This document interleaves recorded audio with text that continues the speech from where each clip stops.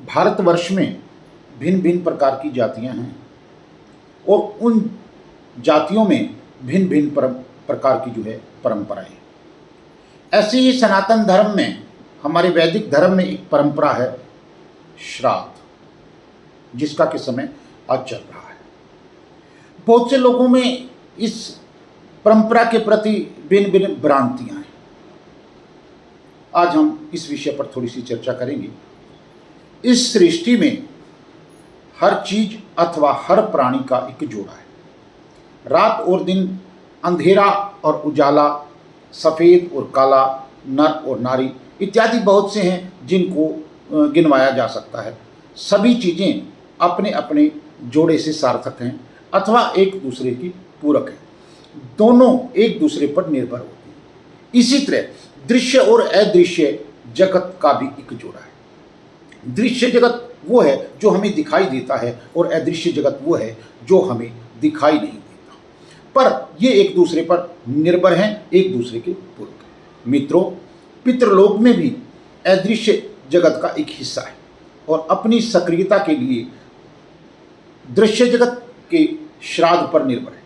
सनातन धर्म ग्रंथों के अनुसार श्राद्ध के 16 दिनों में लोग अपने पितरों को जल देते हैं तथा उनकी मृत्यु तिथि पर श्राद्ध करते हैं। ऐसी मान्यता है कि पितरों का ऋण श्राद्ध के द्वारा चुकाया जाता है। वर्ष के किसी भी मास अथवा तिथि में स्वर्गवासी हुए पितरों के लिए पितृपक्ष भी उसी तिथि को श्राद्ध किया जाता है।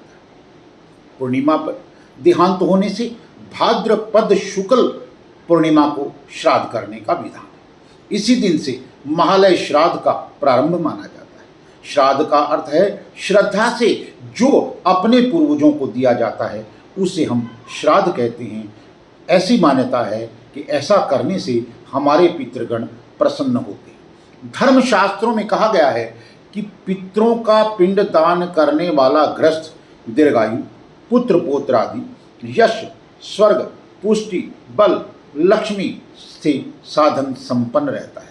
श्राद्ध में पितरों को आशा रहती है कि हमारे पुत्र पौत्र आदि हमें पिंड दान तथा तिलांजलि प्रदान कर संतुष्ट करें। इसी आशा के साथ वे पितृलोक से पृथ्वीलोक पर आते हैं। यही कारण है कि हिंदू धर्म शास्त्रों में प्रत्येक हिंदू गृहस्थ को पितृपक्ष में श्राद्ध अवश्य करना चाहिए। अब श्राद्ध 2 प्रकार की होती हैं, एक पिंड क्रिया, एक ब्राह्मण भोजन। पिंड क्रिया, यह प्रश्न स्वाभाविक है कि श्राद्ध में दी गई अन्न पितरों को कैसे प्राप्त होता है। ये संशय हर व्यक्ति के दिल और दिमाग में रहता है। नाम गोत्रम च मंत्रश्च दत्तमन्नम न्यन्ति तमः आपी योनि शतमं प्राप्सन्ति तृप्ते सतानुगच्छन्ति। ये वायु पुराण में ये श्लोक दिया गया है। अर्थात श्राद्ध में दिए गए अन्न को गोत्र, नाम आदि के द्वारा जो है संकल्प पूर्वक जो दिया जाता है उच्चारित मंत्र के द्वारा, वह भोजन पितरों तक पहुंचता है। दूसरा, ब्राह्मण भोजन। निमंत्रितान ही पित्रे उपतिष्ठन्ति तान विद्विजान वायुचान गुच्छन्ति तथा सिन्नापुसाते मनुस्मृति के 3 अध्याय में 189वां श्लोक है। श्राद्ध में निमंत्रित ब्राह्मण में पितृ गुप्त रूप से प्राणवायु की भांति उनके साथ भोजन करते हैं, ऐसा हमारे शास्त्र कहते हैं। मृत्यु के पश्चात पितर सूक्ष्म शरीरधारी होते हैं, इसलिए वे दिखाई नहीं देते। तिर इव वे पितरो मनुष्य भय, शतपथ ब्राह्मण में लिखता है कि सूक्ष्म रूप में सभी आत्माएं हमेशा वास करती हैं। अब धनाभाव में श्राद्ध कैसे किया जाता है? धनाभाव एवं समयाभाव में श्राद्ध तिथि पर पितृ का स्मरण करके गाय को घास खिलाने से भी श्राद्ध की पूर्ति हो जाती है। यह व्यवस्था पद्म पुराण में दी गई है। यह भी संभव ना हो तो इसके अलावा श्राद्धकर्ता एकांत स्थान में जाकर के पितरों का स्मरण करके दोनों हाथ जोड़कर पितरों से प्रार्थना करे।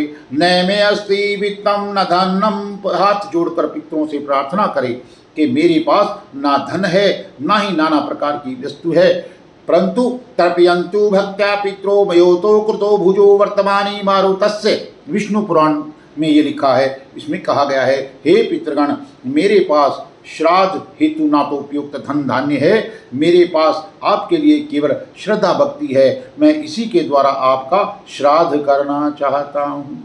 तो ऐसा करने से भी हमारे पितृ पूर्ण रूप से संतुष्ट होते हैं। नित्य नैमितम काम्यम त्रिविधम श्राद्धम उच्यते। यम सप्रीति में 5 प्रकार के श्राद्धों का वर्णन है। इसमें नित्य श्राद्ध, प्रतिदिन किया जाने वाला श्राद्ध, जल प्रदान से भी इसकी पूर्ति हो जाती है। नैमित्तिक श्राद्ध, वार्षिक तिथि पर किया जाने वाला श्राद्ध। काम्य श्राद्ध, किसी कामना की पूर्ति हेतु किया जाने वाला श्राद्ध। वृद्धि श्राद्ध या नांदी श्राद्ध, जितने भी हमारे मांगलिक कार्य होते हैं उनसे जो है पहले ये एक श्राद्ध किया जाता है। पावरण श्राद्ध, पितृ पक्ष में अमावस्या आदि पर्व पर किया जाने वाला जो है बाला श्राद्ध कहा जाता है। तो मनुष्य को पितृदोष के ऋण से मुक्ति के साथ जीवन में सुख शांति तो प्राप्त करने के लिए ये श्राद्ध करने चाहिए। अपितु पर इससे परलोक भी सुधरता है। पिता धर्म है, पिता स्वर्ग है, पिता ही परमं तप है। पितृप्रीति माँ पंते प्रियंते सर्वदेवता। सर्वतीर्थमयी माता सर्वदेव में पिता। मातरम पितरम तस्मात् अर्यत्नेन पूज्यते देव करे।